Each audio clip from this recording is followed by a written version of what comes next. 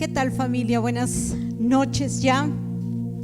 Es de verdad un gozo el poder estar aquí con ustedes y poder compartir la palabra de Dios, porque la palabra de Dios sabemos que es viva, es eficaz y es más cortante que toda espada de dos filos.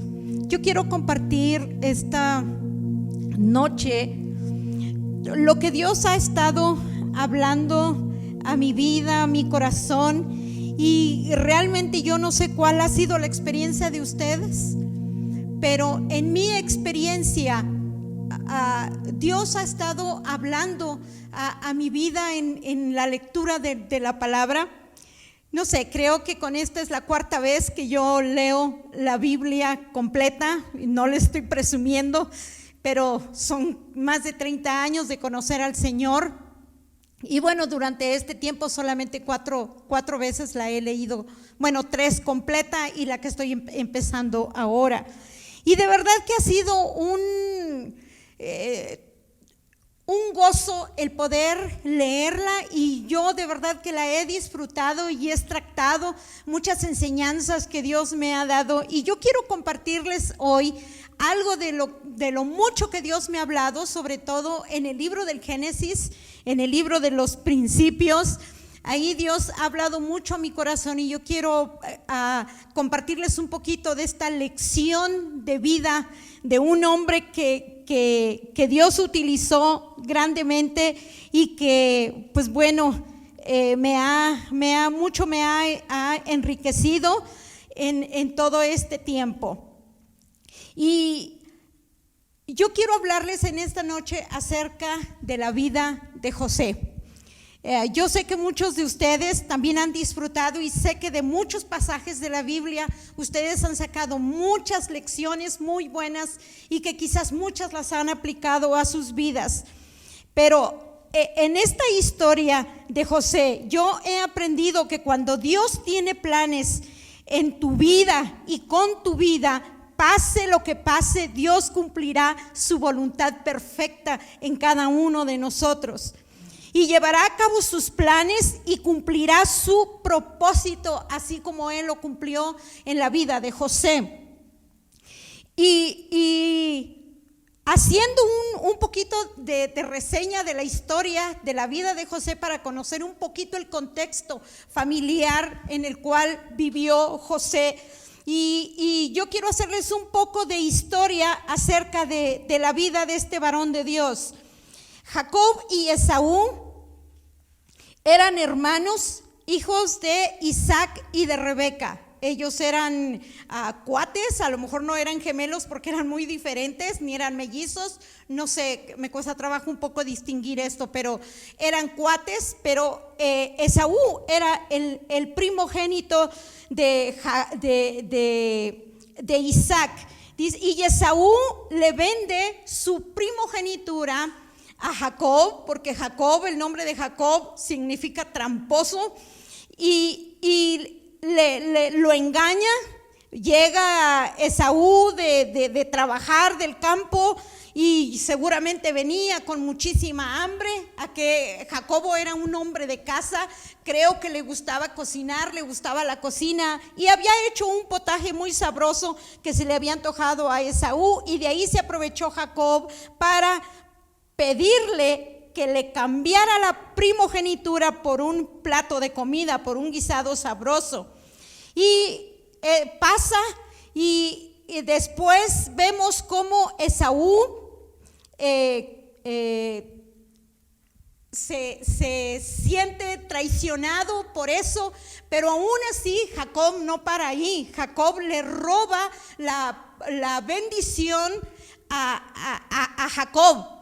Y ahí empiezan muchas circunstancias muy difíciles, porque Jacob, con la ayuda de su madre, le roba la bendición de su padre a Esaú. Y su padre, Isaac, lo bendice y le da la indicación de ir a Padán Aram, a la casa de Betuel, padre de Rebeca, para que tomara por esposa de las hijas de Labán, que era tío que era su tío, y esto lo vemos en el capítulo 28 y 29. Yo sé que ustedes saben de lo que les estoy hablando porque ya pasaron toda esta lectura. Jacob conoce a Raquel en el capítulo 29, 18, y dice que desde que la vio, Jacob amó a Raquel. Y conoce a la familia de su madre y llega a la casa de Betuel, y ahí Jacob trabaja 7 años para ganar el favor de su suegro y le diera por esposa a Raquel. Pero el tío lo engaña y en lugar de darle a Raquel le da a Lea la mayor, y después Jacob tiene que trabajar otros 7 años para poder obtener a Raquel como esposa. Imagínense desde el principio todas las cosas que tuvieron que suceder ahí. Y así que trabajó esos 7 años, y Raquel era una mujer estéril, pero al final, en ya grande Jacob, Raquel le da 2 hijos, y esos 2 hijos son José y Benjamín. Y la vida de José no fue nada fácil, absolutamente nada fácil. A la edad de, eso lo podemos ya ver en el capítulo 37, donde habla que José, siendo de edad de 17 años, los hermanos de él conspiraron contra la vida de José, y dice que el padre lo envió a donde estaban los hijos pastoreando las ovejas, sus hermanos, y cuando él llega a ese lugar, ellos planean matarle porque le tenían muchos celos y porque le tenían mucha envidia.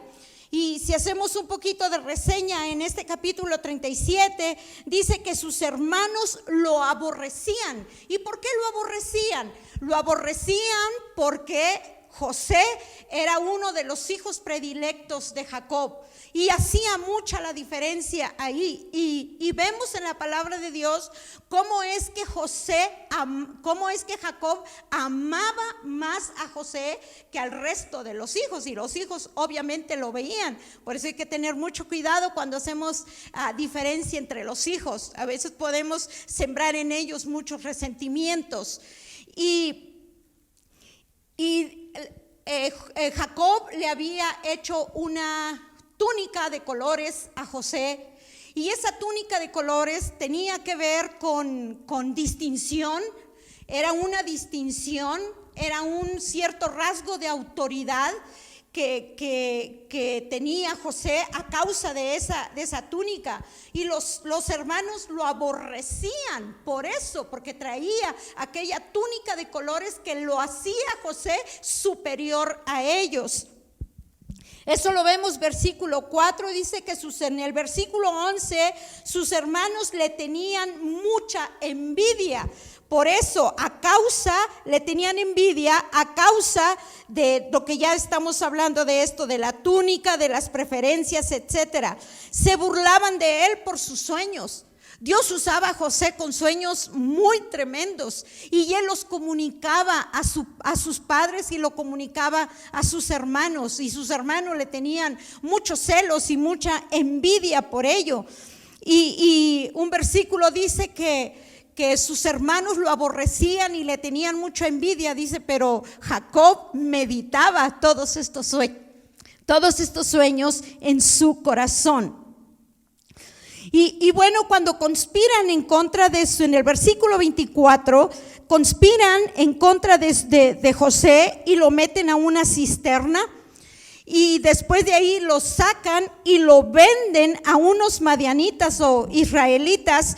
Dice que lo vendieron por 20 piezas de plata. 20 piezas de plata era el valor que José tenía por la edad que él tenía, 17 años, que era un chamaco. Fue llevado a Egipto y vendido nuevamente a Potifar, oficial de Faraón, capitán de la guardia. Y parecía que aquí había terminado el sufrimiento de José. O sea, ya lo habían presentado a la casa real y la verdad es que José tenía esa gracia de parte de Dios y fue muy bien aceptado en la casa real. Empezó a trabajar ahí y él empezó a dar un testimonio de ser un joven temeroso de Dios que se conducía sabiamente por la casa real, etcétera. Pero pasa algo ahí en el capítulo, creo que es el 39, dice, y parecía que aquí había terminado todo ese sufrimiento. Pero en el capítulo 39, a pesar de que José estaba pasando por muchas situaciones difíciles, dice que Jehová estaba con él, pero Jehová estaba con José. José es encarcelado por causa de la mujer de su amo. Y esta mujer lo acusó de violación y José nuevamente va a la cárcel, por el intento de haber querido tomar a la mujer de su amo, cuando José ya tenía muchas cosas a su cargo, pero había cosas. Él le dijo a la mujer, dijo, todo lo que hay aquí, mi amo lo ha puesto en mis manos, pero solamente hay una cosa que yo no puedo tocar y esa eres tú. Era la mujer de su amo. Y esta mujer, al darse cuenta que José huyó, corrió, y en su huida dejó parte de su ropa, y eso fue lo que ella utilizó para decir que él había intentado violarla.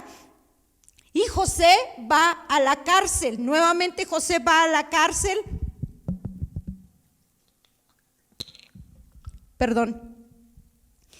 Y José estuvo ahí en la cárcel Dios lo usó, interpretó sueños, aún ahí lo pusieron en un lugar de honra, pero estaba en la cárcel, estaba sufriendo, estaba en la cárcel. Y en medio de toda esta tribulación que José estaba pasando, en el capítulo 39 menciona 3 veces que la gracia, que el favor de Dios estaba con José, porque aún a pesar del sufrimiento y a pesar de lo que nosotros podamos vivir, las circunstancias en las que podamos estar sumergidos, ahí Dios está con nosotros.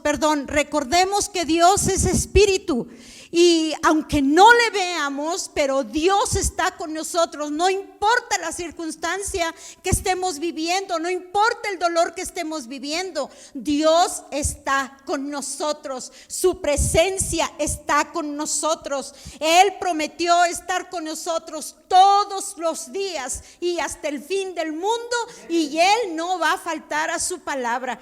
Números dice que Él no es hombre para mentir, ni es hijo de hombre para que se arrepienta. Él dijo que estaría con nosotros y esa debe ser nuestra seguridad. José sale de la cárcel, interpreta los sueños de Faraón, y a partir de aquí Faraón empodera a José y lo pone sobre todos sus bienes. José halló gracia. Dios estaba haciendo cosas grandes en la vida de José. Dios lo había escogido para hacer algo especial. Dios tenía un llamado, Dios tenía un llamamiento para él.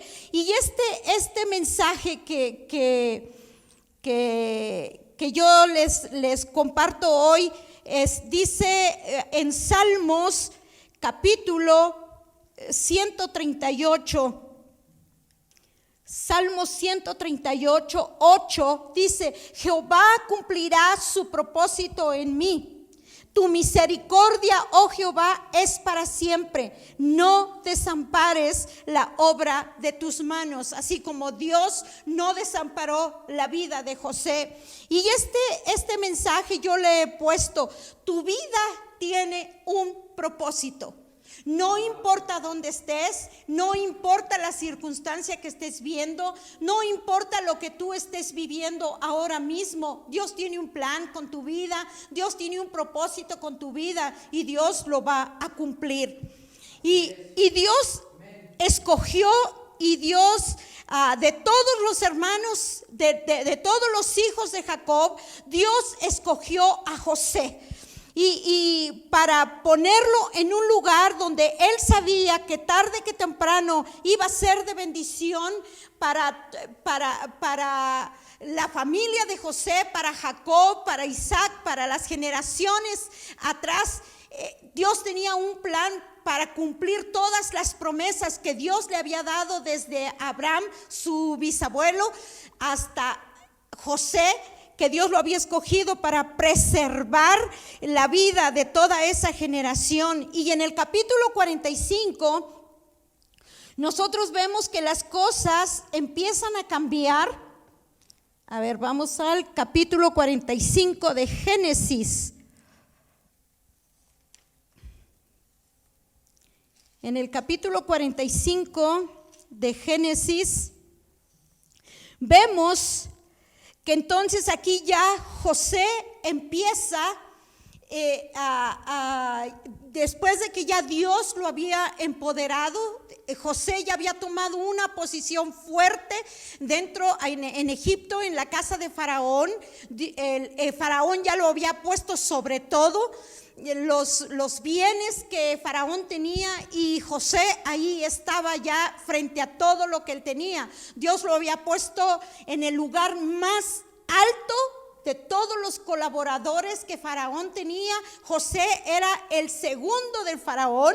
Y hay un versículo donde dice que cuando Faraón pone a José sobre todos sus bienes, lo viste de ropas reales después de que él sale de la cárcel e interpretó los sueños de Faraón, y dice que le puso su anillo, le puso un anillo en su mano donde lo hacía después de él el primer hombre más poderoso de Egipto después de Faraón.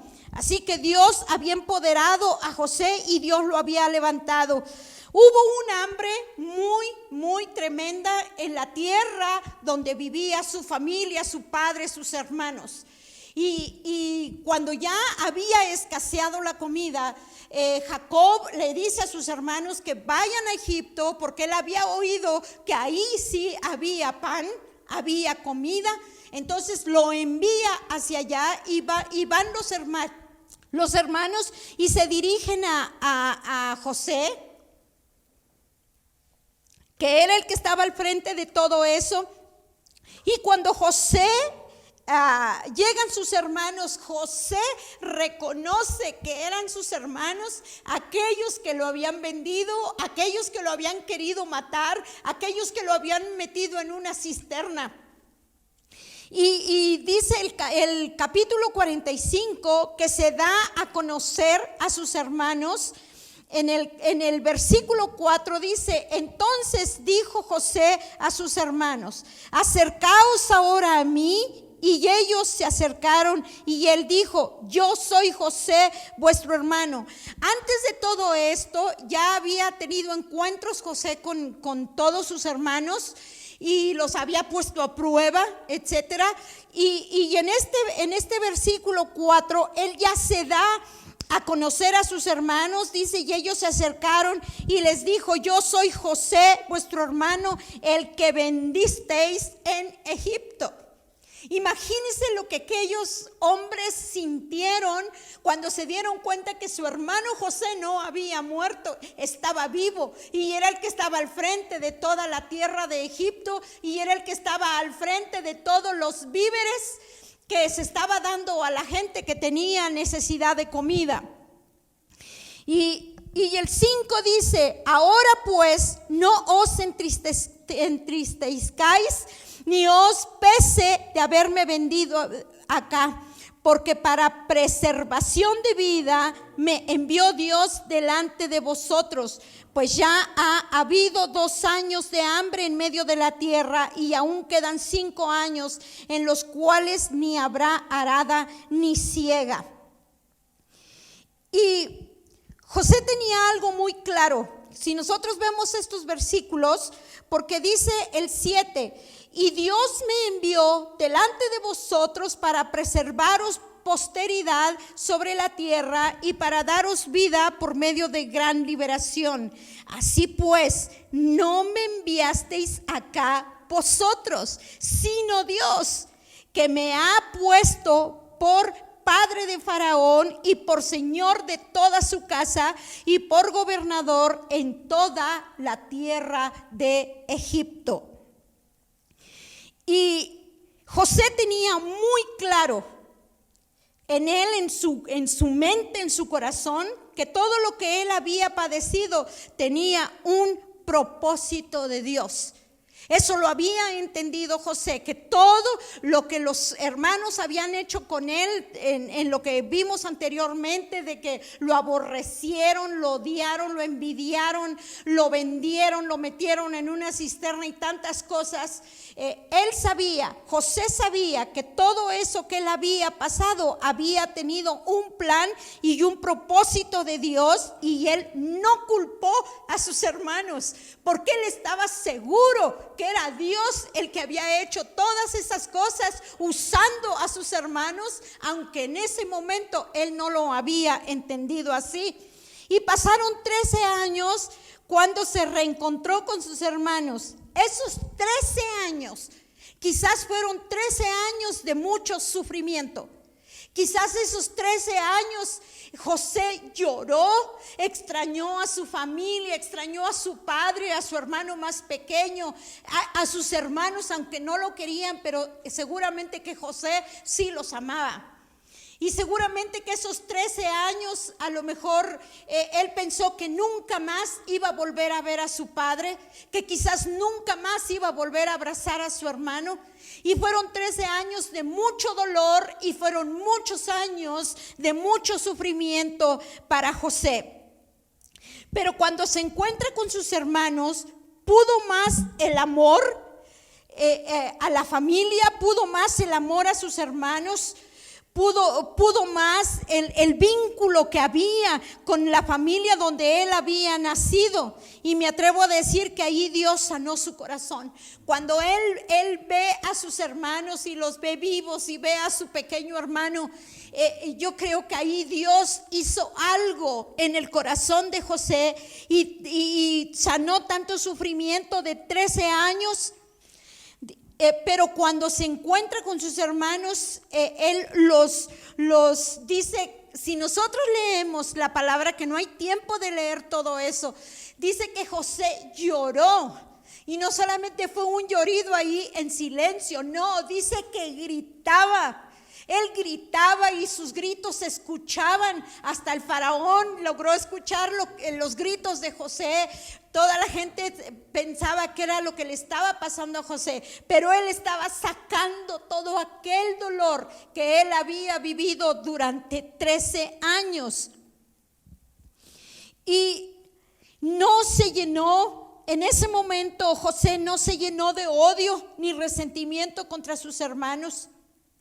Desde que él los vio, él supo perdonar, él los perdonó, no los culpó por todo el mal que él había recibido, sino que él entendió que en realidad cuando sus hermanos fueron porque ya no tenían alimento en su casa, José entendió que Dios lo había enviado a aquel lugar para preservar a las generaciones que Dios había prometido desde Abraham, que iba a bendecir y que de ellos iba a ser naciones, no una gran nación, naciones, y que todas las familias en Abraham serían benditas. Amén. Pero dice, y no los culpó por nada de lo que él había pasado, por todo el sufrimiento y por todo el rechazo que José había vivido de parte de su familia, de parte principalmente de sus hermanos. Y usted quizás me pregunte, hermana, ¿y por qué nos hace tanta historia de todo esto? Yo quiero aplicar esta historia en nuestras vidas de hoy en día. Quiero traer una aplicación y una enseñanza, que la palabra de Dios siempre tiene una enseñanza para nosotros. Y todo lo que yo entiendo y que yo siempre he pensado que así es, no siempre las cosas nos favorecen, no siempre las cosas están a nuestro favor. Hay situaciones que tienen que pasar en nuestras vidas. todas las circunstancias y todos los dolores y sufrimientos que a veces pasamos, todo tiene un plan, todo tiene un propósito de Dios. Y Dios lo quiere usar para bendecir a otros, así como Dios usó el sufrimiento de José para bendecir a toda su familia y a toda una nación. Todo lo que permite nuestras vidas, sus planes divinos, su propósito perfecto es para nuestro bien y para cumplir todo lo que Él preparó para cada uno de nosotros desde antes de la fundación del mundo. Y nosotros lo podemos ver, hermanos, en Efesios. En Efesios capítulo 1 dice, al versículo 4 dice: según nos escogió en Él antes de la fundación del mundo, para que fuésemos santos y sin mancha delante de Él, en amor, habiéndonos predestinado para ser adoptados hijos suyos por medio de Jesucristo, según el puro afecto de su voluntad, para alabanza de la gloria de su gracia, con la cual nos hizo aceptos en el amado. Hay un propósito, hay un plan divino para tu vida, para mi vida. Dios tiene el control absoluto de todas las cosas. Cualquier acontecimiento de tu vida, por muy doloroso que sea o haya sido, Dios está detrás de todo. Seguro que Dios lo usará para bien. Todo lo que hemos vivido, Dios lo usa para bien. Romanos dice que los que amamos a Dios, capítulo 8, todas las cosas nos ayudan para bien. Esto es para aquellos conforme a su propósito hemos sido llamados. Porque Dios tiene un plan para ti, Dios tiene un plan para mi vida. Así que ya no le preguntemos al Señor por qué en una actitud de queja de todas las situaciones que hemos pasado y que hemos vivido. Ya no es por qué quedé huérfano tan pequeño. Hay muchos que quedaron huérfanos desde muy pequeños y han llevado este dolor por tiempo, por años, y les ha robado felicidad, les ha robado gozo, les ha robado la oportunidad de cumplir el plan y el propósito que Dios tiene para sus vidas. ¿Para qué nací, Señor? Hay gente que no está contenta con su vida. ¿Para qué nací con todo lo que estoy pasando, con todo lo que estoy viviendo, con esta enfermedad, con aquello, con esto, con lo otro? Y a veces nos enojamos con Dios y le decimos: ¿para qué nací, Señor? Y estoy hablando del pueblo cristiano, no solamente estoy hablando de gente que no conoce al Señor. ¿Por qué crecí sin la guianza de un padre, Señor?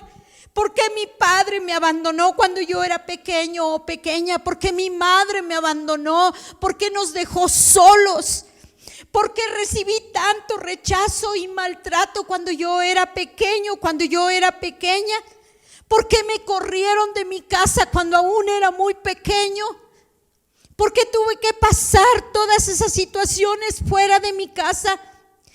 ¿Por qué? O quizás alguno de ustedes o alguna de ustedes fue violado, fue violada y no ha podido superar ese evento de su vida y ha traído dolor y ha traído mucha amargura.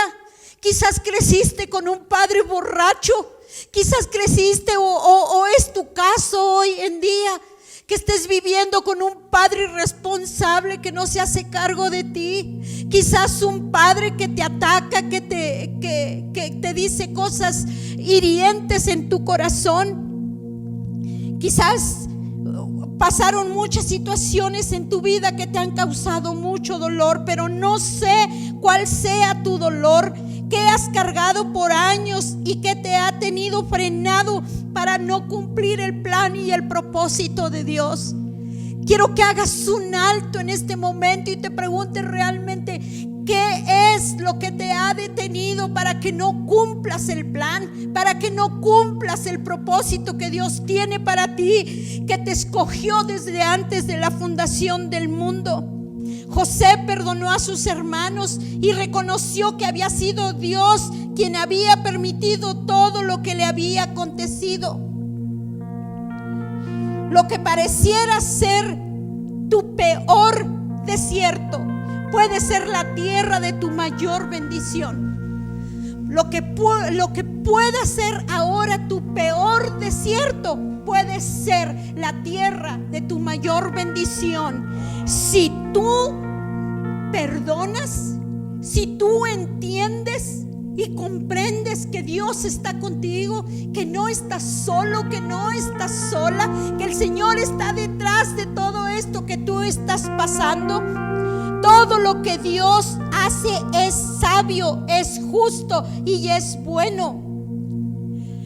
Finalmente Dios instaló a José y a toda su familia en la tierra de Gosén. Y la tierra de Gosén era la mejor tierra que había en Egipto. Era una tierra fructífera, era una tierra muy buena. Y ahí fue donde Dios finalmente los dejó y los estableció. No permitas que tus amarguras, que tus odios, resentimientos detengan el propósito de Dios. Hay un propósito divino para ti, por lo tanto vive el propósito de Dios en tu generación ahora. Deja el dolor, deja la amargura, deja el resentimiento, perdona y deja que Dios cumpla su propósito en ti. Y Dios dice en Efesios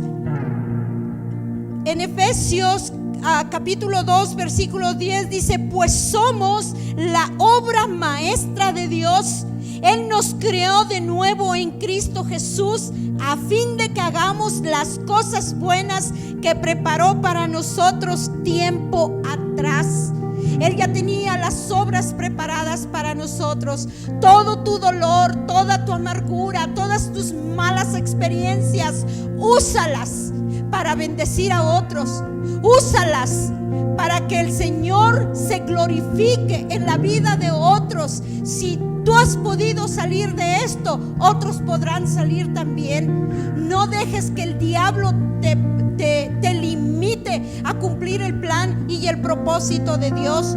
José fue escogido para preservar a su familia y a la nación de Israel, de acuerdo a la promesa que Dios le había hecho a su padre Jacob en el capítulo 46:3, que dijo: yo haré de ti una gran nación. Y Dios escogió a José, y aunque José por 13 años no entendió por qué había sucedido todo lo que había sucedido, pero cuando se reencuentra con sus hermanos, él sabe y entiende que él había sido preservado para ayudar a la familia que estaba padeciendo hambre. Y de esa manera es que Dios preservó a toda una familia, preservó a toda una nación. Y de esa manera Dios cumplió todas sus promesas que Dios había dado a los patriarcas desde Abraham hasta Jacob. Dios les había dado promesas, y a través de esto Dios tenía que seguir cumpliendo sus promesas. Nunca creamos que las cosas que nos pasan y que nos suceden en nuestra vida es el fin de las cosas. No moriremos, hermanos. Mientras Dios esté contigo, no morirás, sino que vivirás y contarás las obras de Jehová. Señor, gracias por tu fidelidad. Ayúdanos y enséñanos, Señor amado, a cumplir el plan y a cumplir el propósito que tú tienes para nuestras vidas. Así como tu palabra lo dice en Salmo 138, tú cumplirás tu propósito en mí. Y así sea, Señor.